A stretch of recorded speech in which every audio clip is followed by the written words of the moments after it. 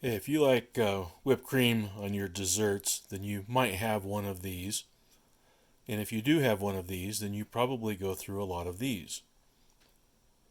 Well, back in 2014, and it's 2024 right now, um, 10 years ago, there was some talk about eliminating these cartridges on account of people abusing them for their psychotropic effects, I guess. So, as usual, I decided that I liked my whipped cream maker and I didn't want to run out of cartridges, so I bought 1,000. Again, that was in 2014. I had, at that time, no idea that these cartridges even had an expiration date, much less that they had an issue with longevity. So they arrive. I paid no attention whatsoever to this expiration date of 2016. And over the years, I started to realize that my whipped cream was getting not very whipped. And so I decided to do a little analysis, and I figured out that these cartridges were losing their gas. So the nitrous oxide contained within them was escaping.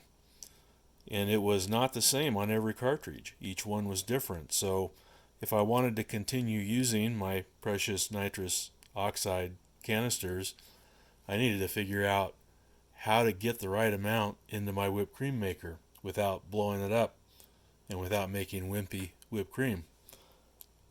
So here's what I do. There is supposed to be 8 grams of nitrous oxide in each canister. 8 grams. The canisters are generally a uniform weight. Once the hole is poked in them, this is an empty. It's like when you poke the hole in it, it doesn't actually remove any metal. It just expands the little seal on the end. So we're not losing any weight by having an empty here. It's not like some part of it went away. So this is the weight of the canister without the gas. And I'm going to turn on my scale with that on there to zero it out. By the way, I did put a little piece of clay on here just to support the cartridge to keep it from rolling off. You want a scale that has fractional units. This supposedly goes to 1/100th of a gram. So then what I do is I try to achieve 8 grams of net gas in my cartridges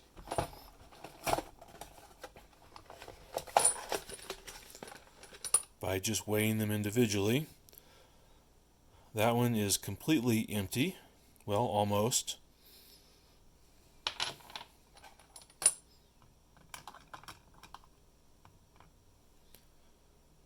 This one has over 1/2 gram. It's goner. Over 4 grams in that one.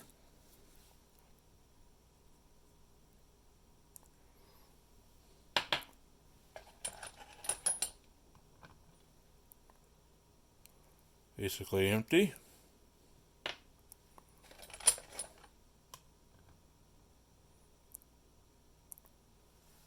Okay, 4.2 grams. So between those two, I have my 8 grams.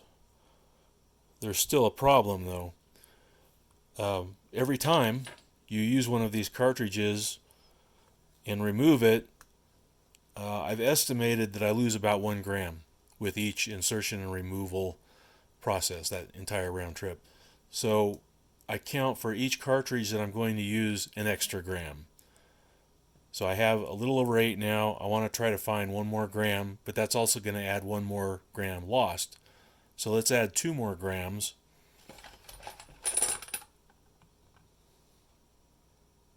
Well, there's 3. That's pretty darn close. That'll put 9 grams of nitrous oxide in my cylinder, in my whipped cream cylinder. So that's more than close enough. I've run actually much higher than that. So that's what I do.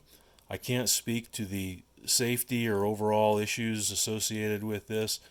This is just what I have been having to do over the years with my ridiculous stockpile of nitrous oxide canisters because they are leaky. But they do make consistently good whipped cream if you get the right amount in your whipped cream dispenser. So I hope that was helpful. Be safe, have fun.